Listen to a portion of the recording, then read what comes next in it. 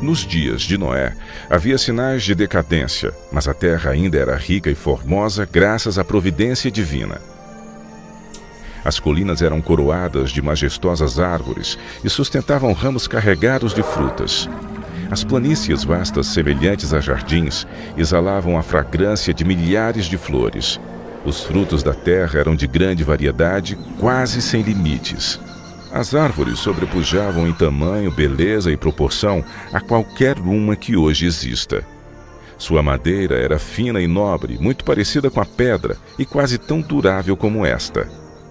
O ouro, a prata e pedras preciosas existiam em abundância. A raça humana ainda conservava muito de seu vigor inicial.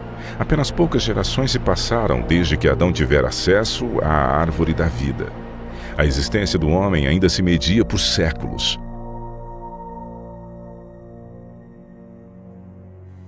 Se aquele povo longevo houvesse se dedicado ao serviço de Deus, com suas raras capacidades para planejar e executar, teriam feito do nome de seu Criador um louvor na terra e correspondido ao propósito por que Ele lhes dera a vida. Eles, porém, não fizeram isto. Havia homens de grande estatura e famosos por sua sabedoria, habilidosos para imaginar as mais maravilhosas obras. Sua culpa, porém, ao dar rédeas soltas à iniquidade, estava em proporção com a sua perícia e habilidade mental. Deus dera aos antediluvianos muitas e riquíssimas dádivas, mas usaram a sua generosidade para se glorificarem e as tornaram em maldição, fixando suas afeições nos dons ao invés de no doador. Utilizavam o ouro, a prata, as pedras preciosas e as finas madeiras na construção de mansões para si, esforçando-se por sobrepujar uns aos outros no embelezamento de suas moradas com a mais habilidosa mão de obra. Procuravam apenas satisfazer os desejos de seu orgulhoso coração e se deleitavam em cenas de prazer e impiedade. Sem vontade de conhecer a Deus, logo negaram a sua existência. Adoravam a natureza ao invés do Deus da natureza. Exaltavam a inteligência humana, adoravam as obras de suas próprias mãos e ensinaram seus filhos a adorar imagens de escultura. Construíram altares para seus ídolos à sombra das majestosas árvores. Bosques extensos que conservavam a folhagem durante todo o ano eram dedicados ao culto de falsos deuses. Estes bosques estavam ligados a belos jardins, através de longas e sinuosas avenidas adornadas por árvores carregadas de fruta e de todo tipo de estátuas. Tudo fora planejado de forma a agradar os sentidos e fomentar os desejos pecaminosos do povo. Isso os induziu a participarem do culto idólatra. Os adoradores de falsos deuses dotaram suas divindades com atributos e paixões humanas, e assim sua norma de caráter se degradou à semelhança da humanidade pecadora. Viu o Senhor que a maldade do homem se multiplicara sobre a terra, e que toda a imaginação dos pensamentos de seu coração era só má continuamente. A terra corrompeu-se diante da face de Deus e encheu-se de violência. Deus deu ao homem os seus mandamentos como regra de vida, mas a sua lei era transgredida e todos os pecados imagináveis eram praticados. A maldade do homem era aberta e ousada, a justiça pisada no pó. Os gritos dos oprimidos chegavam até ao céu. O mundo ainda estava em sua infância, porém a maldade se tornou tão profunda e generalizada que Deus não mais podia suportar. Ele disse: destruirei de toda a face da terra o homem que criei. Declarou que seu espírito não contenderia para sempre com a raça decaída. Se não cessassem de poluir com seus pecados o mundo e seus ricos tesouros, ele os eliminaria de sua criação e destruiria as coisas com que tanto amor os havia abençoado. Acabaria com os animais do campo e a vegetação que fornecia tão abundante provisão de alimento, e transformaria a formosa terra em um vasto cenário de desolação e ruína.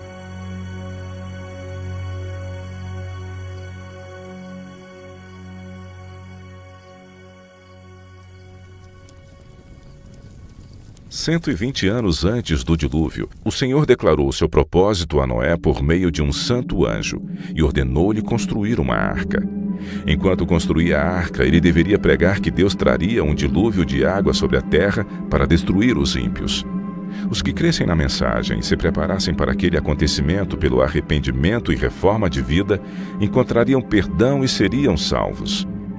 Deus deu a Noé as dimensões exatas da arca e instruções explícitas com relação à sua construção em todos os pormenores. A sabedoria humana não poderia ter concebido uma estrutura de tão grande resistência e durabilidade. Deus foi o projetista e Noé o construtor-chefe. Tinha uma altura de 3 andares com apenas uma porta que ficava na lateral. A luz entrava por cima e os compartimentos foram arranjados de tal forma que eram todos iluminados. O material empregado na construção da arca era o cipreste ou madeira de gopher, a qual estaria isenta de apodrecimento durante centenas de anos. A construção dessa imensa estrutura foi um processo lento e trabalhoso. A arca, por si mesma, não poderia resistir à tempestade que viria sobre a terra. Unicamente Deus podia preservar seus servos das águas tempestuosas. Noé, pela fé, quando foi avisado divinamente das coisas que ainda não se viam, temeu e, para a salvação de sua família, preparou a arca, pela qual condenou o mundo e foi herdeiro da justiça que é segundo a fé. Enquanto Noé pregava sua mensagem de advertência ao mundo, seu trabalho testemunhava de sua sinceridade. Assim, a sua fé foi aperfeiçoada e manifestada. Deu exemplo ao mundo ao acreditar naquilo que Deus havia dito. Tudo o que possuía, ele empregou na arca. Enquanto construía aquele imenso barco em terra seca, multidões de todos os lados vinham para assistirem à estranha cena e ouvirem as palavras fervorosas daquele pregador tão especial. Cada martelada desferida naquela arca era um testemunho para o povo. Ainda assim, não se arrependeram diante de Deus, não quiseram renunciar a seus pecados. Durante o tempo que se passou antes da chegada do dilúvio, a fé deles foi provada e não suportaram a prova. Vencidos pela incredulidade da maioria, voltaram-se aos seus companheiros anteriores, rejeitando a solene mensagem. Alguns ficaram profundamente convencidos e teriam atendido às palavras de aviso, mas tantos eram os que zombavam e ridicularizavam que acabaram participando do mesmo espírito. Nem todos os homens daquela geração eram idólatras no sentido mais amplo do termo. Muitos professavam adorar a Deus. Diziam que seus ídolos eram representações da divindade e que por meio deles o povo poderia obter uma concepção mais clara do ser divino. Esforçando-se para representarem a Deus por meio de objetos materiais, cegaram a mente ao poder e majestade do Criador. Deixaram de ver a santidade de seu caráter ou da natureza sagrada e imutável dos seus mandamentos. À medida que o pecado se generalizava, este parecia cada vez menos grave. E finalmente declararam que a lei divina não estava mais em vigor, que era contrário ao caráter de Deus castigar a transgressão, e acabaram negando que os seus juízos cairiam sobre a terra.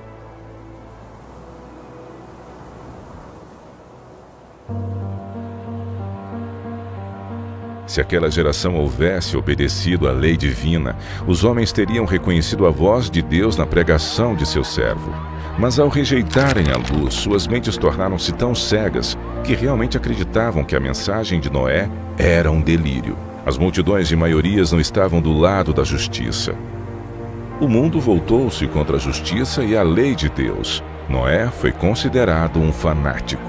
O mundo ria-se da loucura daquele homem iludido, e ao invés de humilharem seus corações diante de Deus, insistiram em sua desobediência e maldade como se Deus não tivesse falado através de seu servo. Noé permaneceu firme como uma rocha em meio à tempestade. Rodeado pelo desdém e ridicularização popular, ele se distinguiu por sua santa integridade e fidelidade inquebrantável. Suas palavras eram acompanhadas de poder. Seu relacionamento com Deus lhe dava força do poder infinito.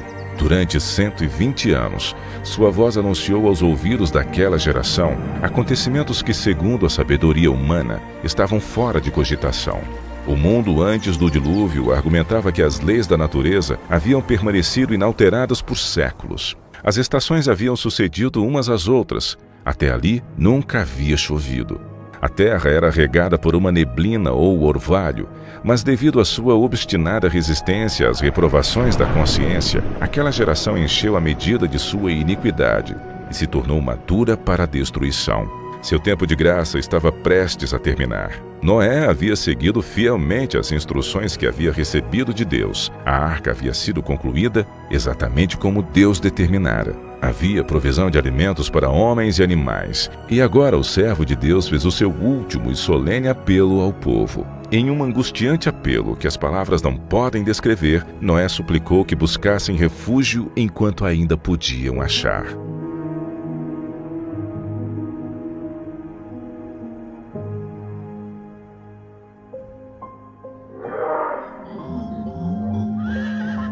Animais de todos os tipos, desde os mais ferozes até os mais mansos, foram vistos vindo das montanhas e florestas, encaminhando-se silenciosamente para a arca. Ouviu-se então um ruído como um forte vento, e eis que surgiram aves de todos os lados e em tal quantidade, que chegaram a escurecer os céus e em perfeita ordem entraram na arca. Ao contrário daqueles animais, os homens não obedeceram a Deus. Guiados por anjos de 2 em 2, entraram na arca macho e fêmea, assim como Deus ordenara. Os animais limpos de 7 em 7, o mundo contemplava maravilhado. Alguns tiveram medo e chamaram seus filósofos para explicarem aquele estranho fenômeno. Ainda assim foi em vão, pois era um fenômeno que não podiam compreender. Deus ordenou a Noé: entra tu e toda a tua casa na arca, porque te achei justo diante de mim e desta geração. O mundo havia rechaçado as advertências de Noé, mas a sua influência e exemplo foi uma bênção para a sua família. Como recompensa de sua fidelidade e integridade, Deus salvou com Noé todos os membros de sua família.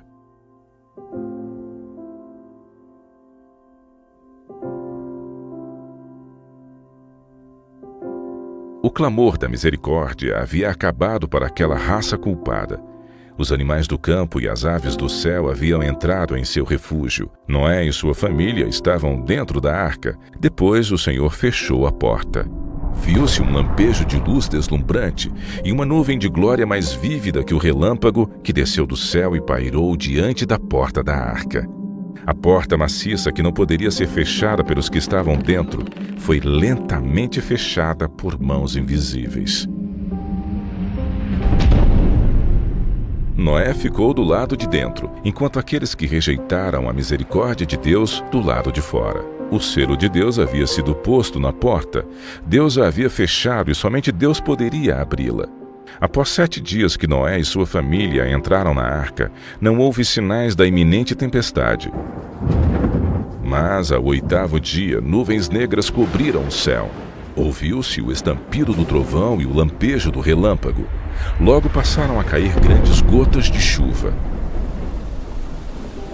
O mundo nunca havia testemunhado nada parecido, e o medo tomou conta do coração dos homens. Todos perguntavam em seus corações: teria Noé razão? Estará o mundo condenado à destruição? O céu se escurecia cada vez mais. A chuva tornava-se ainda mais intensa.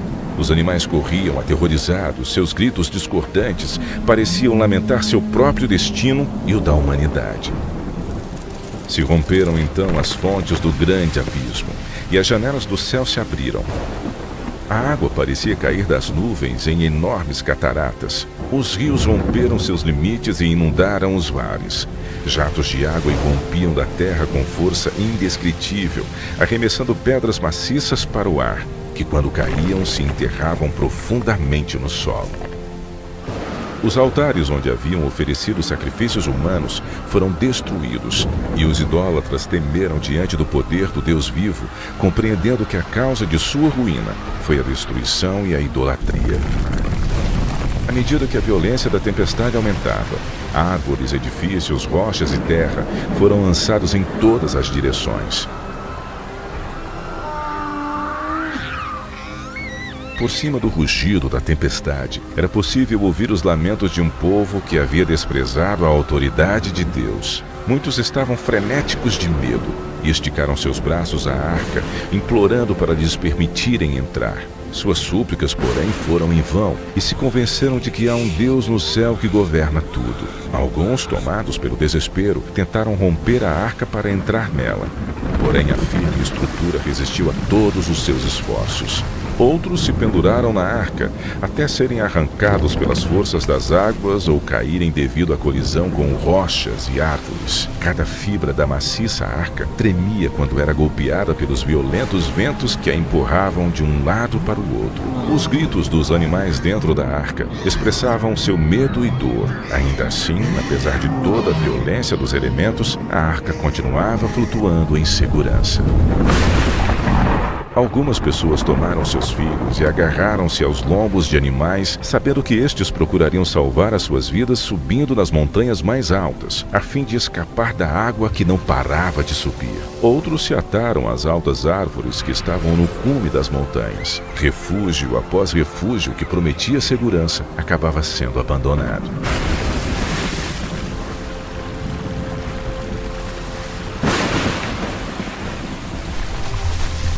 À medida que as águas subiam mais e mais, as pessoas fugiam para as elevadas montanhas em busca de refúgio. Em muitos lugares, homens e animais disputavam o mesmo espaço, mas todos eram varridos pela fúria das águas. A partir dos picos mais altos, os homens contemplavam um enorme oceano sem praias. As solenes advertências do servo de Deus já não eram mais motivo de zombaria e chacota. Como desejavam aqueles pecadores condenados recuperarem a oportunidade que deixaram passar. Mas a doce voz de misericórdia não seria mais ouvida. O amor, não menos que a justiça, exigia que os juízos de Deus pusessem um fim ao pecado.